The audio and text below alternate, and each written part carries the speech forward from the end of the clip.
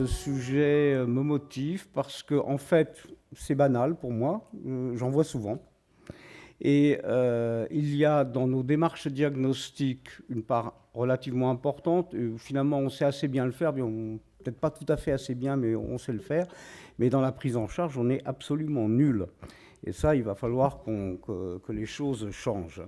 Alors, je vous ai préparé des tonnes de vidéos. Je pense qu'elles ne vont pas marcher, mais ce n'est pas grave, comme le temps est réduit. Alors ici, simplement en illustration, il y avait un extrait du Grand Journal. Oh, peut-être que ça marche. Un extrait du Grand Journal, très récent, il y a quelques jours, où une invitée, actrice, celle qui joue le rôle de Dalida dans le film qui va sortir, fait une crise d'épilepsie sur le plateau. C'est une belle crise d'épilepsie frontale qu'on sait reconnaître. Voilà, ça c'est le frère de Dalida qui baratinait sur le film. Bon, il faisait la promotion du film. En haut à droite, c'est une de ces images irritantes qu'on voit où les femmes sont agressées. Ça fait partie des publicités. On en trouve plein dans les publicités de mode, en particulier dans certaines publicités de voitures aussi. C'est un peu irritant.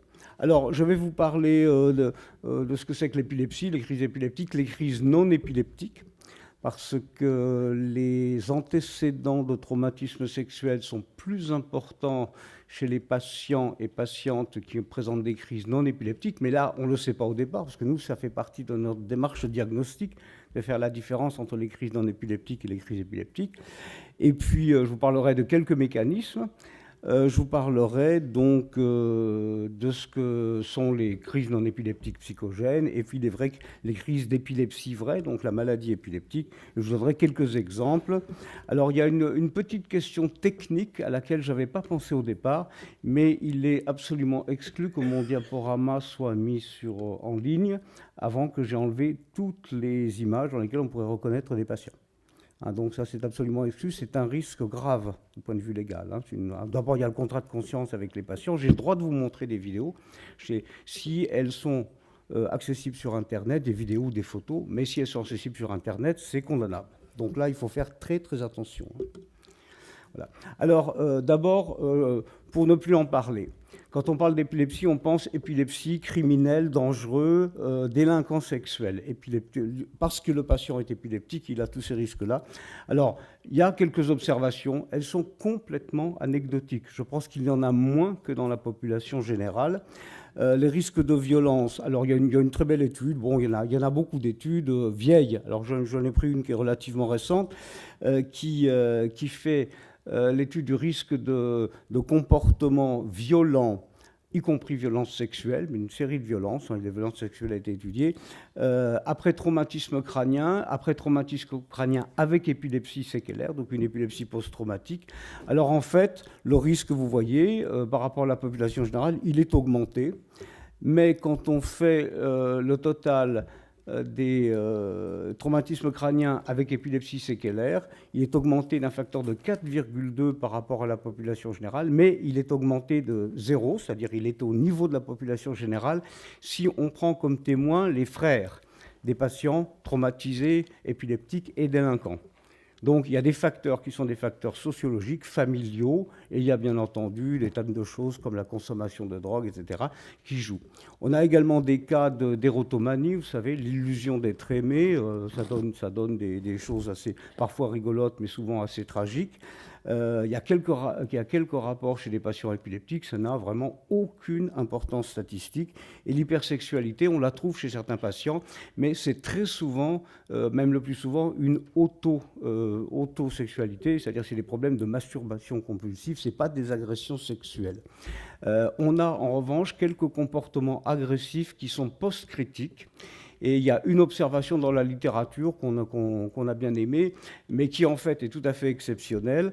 C'est l'observation de ce patient extrêmement gentil, gentil mari, couple, etc., qui faisait des crises temporales. Et après les crises temporales, il n'était pas conscient, mais il forçait sa femme à un rapport sexuel.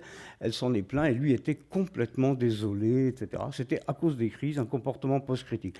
En général, le comportement post-critique est tellement indifférencié, confus, qu'il ne donne lieu à aucune action vraiment ciblée. Donc, le message, c'est les épileptiques ne sont pas dangereux sur le plan sexuel, probablement moins que les hommes de la population générale.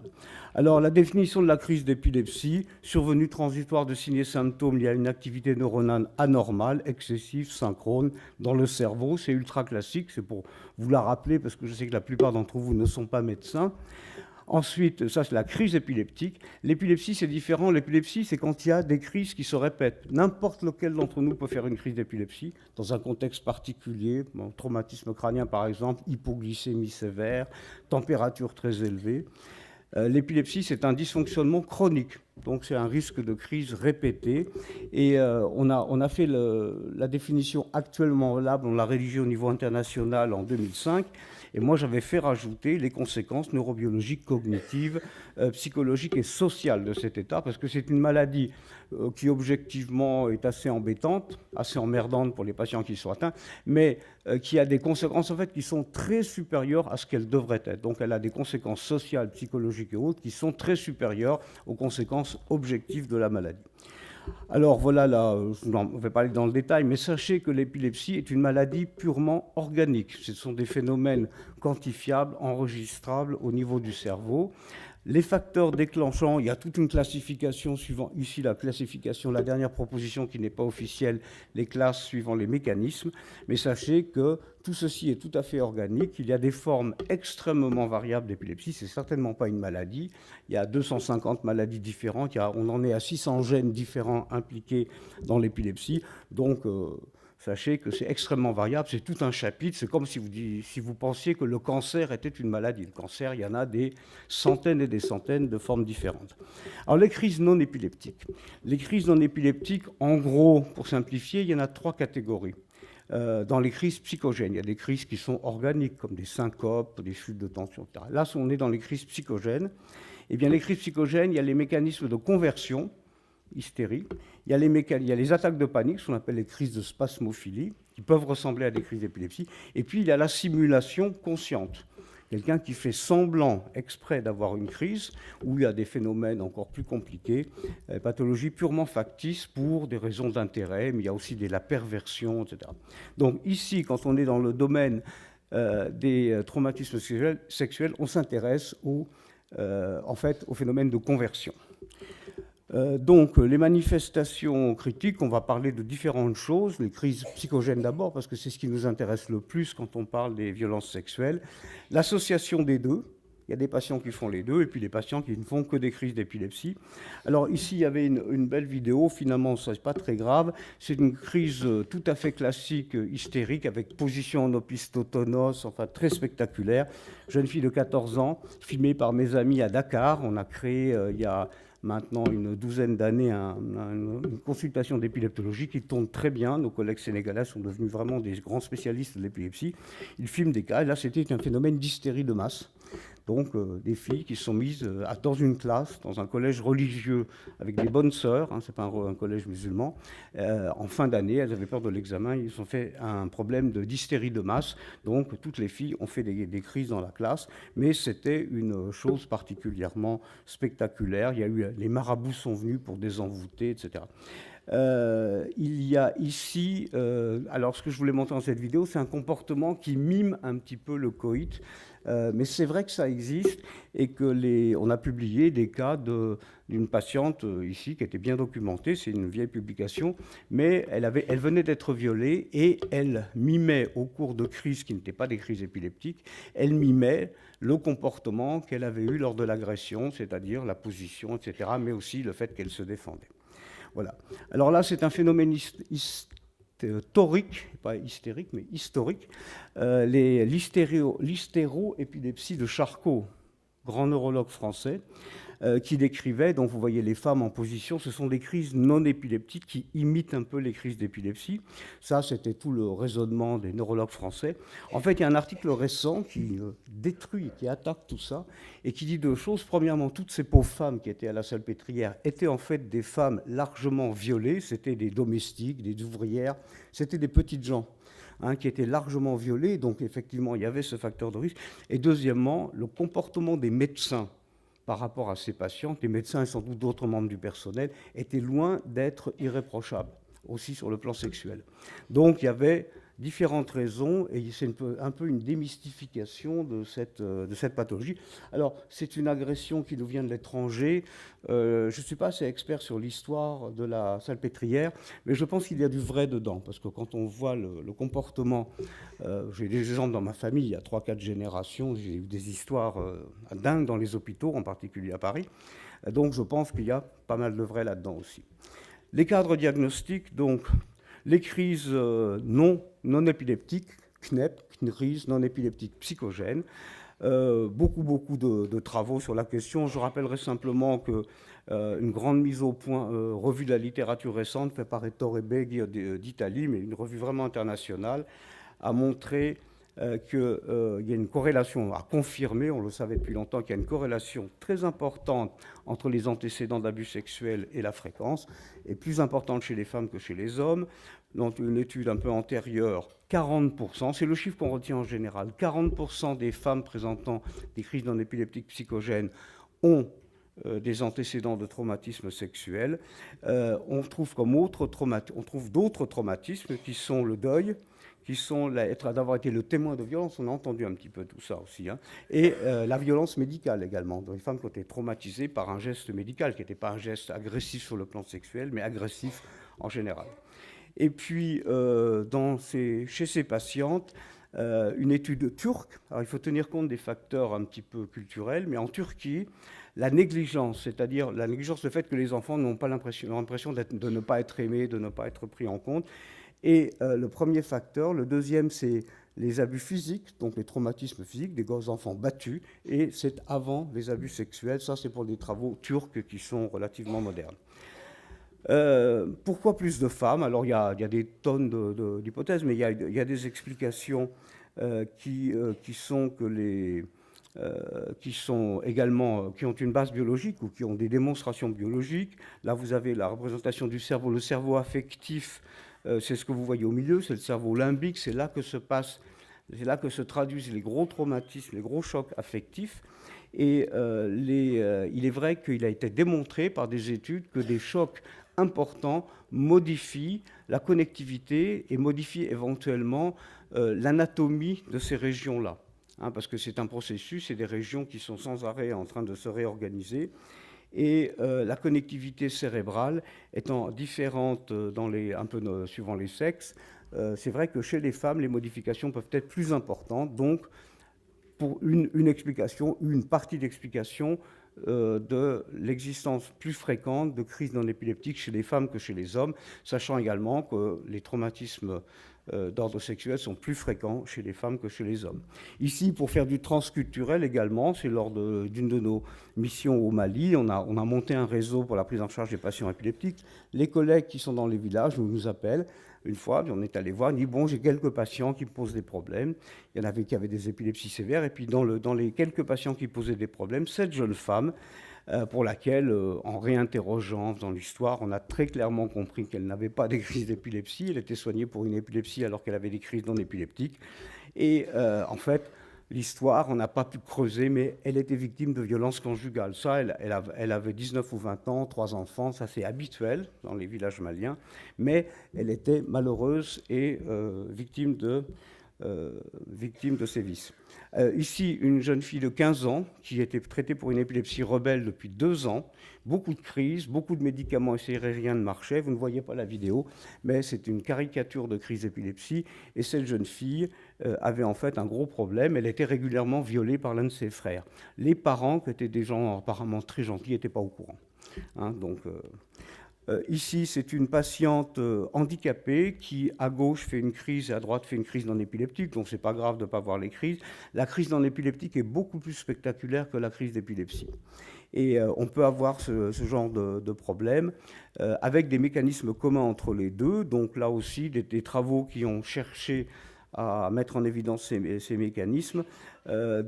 Chez des enfants qui présentent à la fois des crises d'épilepsie et non épileptiques, il y a autant de garçons que de filles dans cette étude. Quelques études autres avaient montré une prévalence féminine comme dans d'autres crises non épileptiques. La fréquence augmente avec l'âge, mais ça existe même chez les petits. à partir de 4, 5, 6 ans, on peut commencer à avoir des crises non épileptiques chez des enfants qui, par ailleurs, font des crises d'épilepsie. Et chez ces enfants, la particularité, c'est que les crises non épileptiques ressemblent beaucoup aux crises épileptiques. C'est des enfants qui sont capables de se rendre compte un peu de ce qu'ils font pendant les crises, et ils essayent de les imiter. Les facteurs, c'est 1, dépression, 2, environnement familial inadéquat, des violences, etc. Et troisièmement, les violences sexuelles et physiques. Donc l'environnement affectif, la dépression en premier, environnement affectif, dans cette étude. Voilà. Alors, est-ce qu'il peut y avoir des séquelles organiques? J'ai déjà fait allusion à quelque chose. Oui, il y a des travaux qui sont en faveur de ce genre de choses.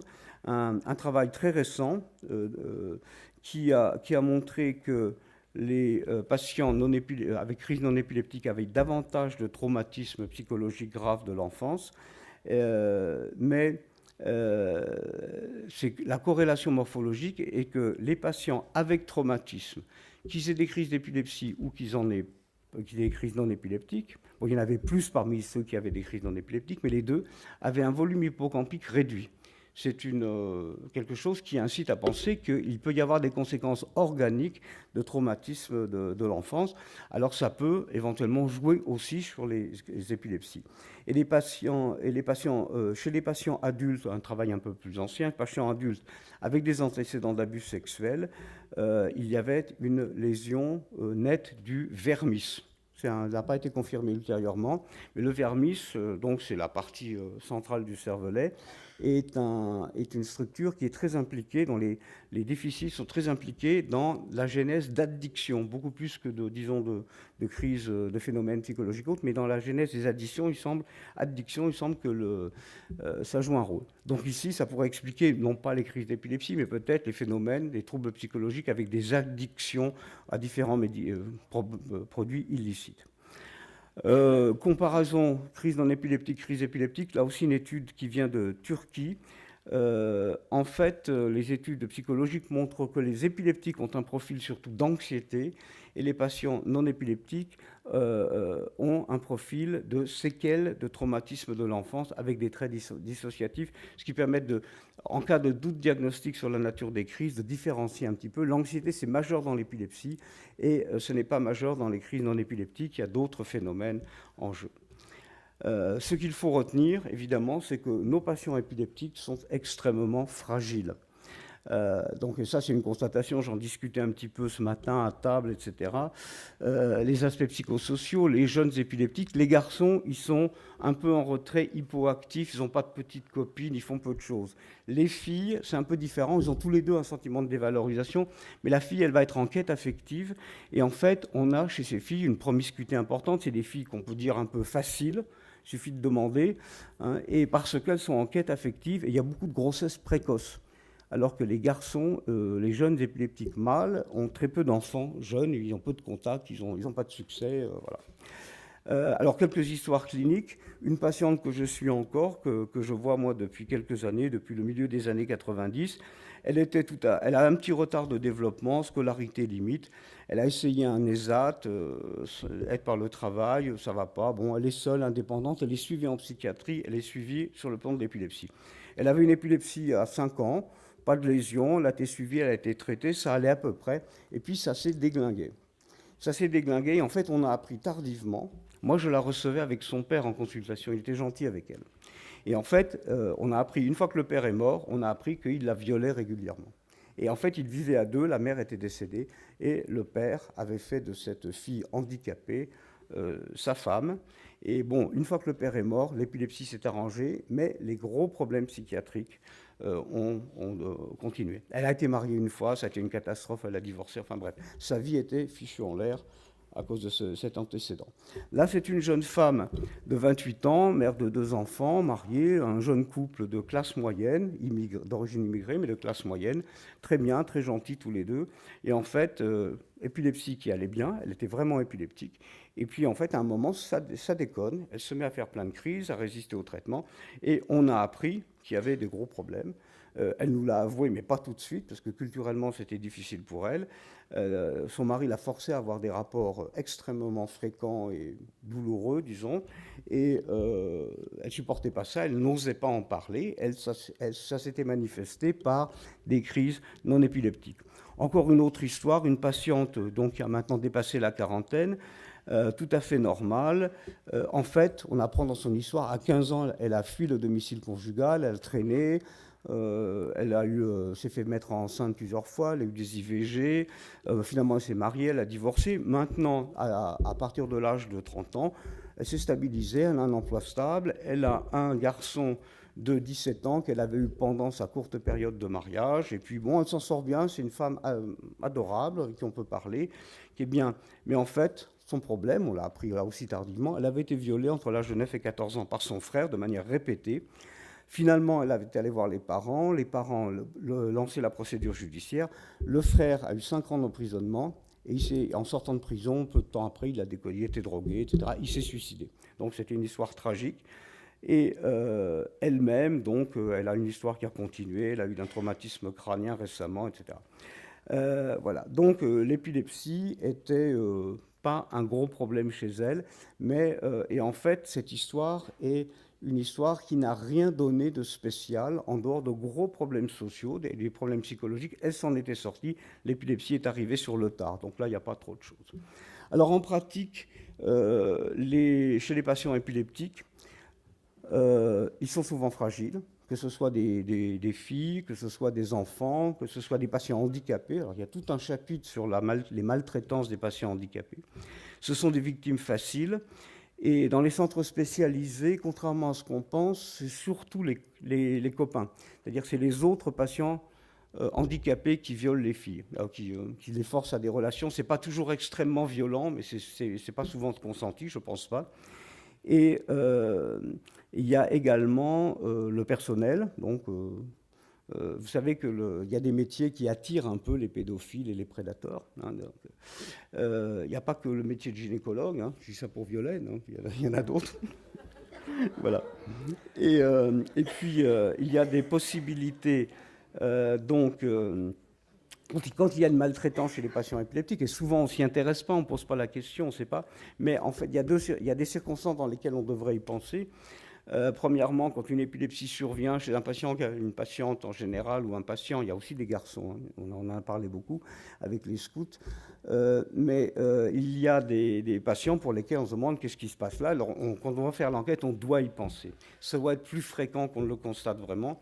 Et puis la deuxième chose qui est plus fréquente, dans mon expérience, c'est le fait que les épileptiques qui vont bien vont mal, ils devraient aller bien, vont mal, parce qu'ils ont un facteur qui interfère avec la prise en charge de l'épilepsie, qui est ce type de séquelles. Alors les messages à importer, pas suffisamment pris en compte, en épileptologie, mais ça concerne d'autres domaines de la médecine. Rôle très important dans la genèse des crises non épileptiques, y compris chez des patients qui par ailleurs font des crises d'épilepsie. Rôle dans la genèse de certaines épilepsies, la genèse ou la révélation de certaines épilepsies, le lien biologique entre traumatisme et épilepsie, traumatisme comme seul facteur d'une épilepsie, il n'est pas encore tout à fait établi, il est à mon avis possible. Et dans la prise en charge des épilepsies, évidemment, ça complique tout. Nos patients épileptiques étant fragiles sur différents plans psychologiques, sociaux, ils sont plus souvent victimes que d'autres de ce type de problème. Voilà, donc il faut identifier le problème, et je dois dire que j'insiste pour dire que le déficit que nous ressentons est avant tout un déficit pour la prise en charge. On commence à savoir les reconnaître, mais on ne sait pas très bien s'en occuper, et avec l'aide de Violaine, on va y arriver. Merci beaucoup.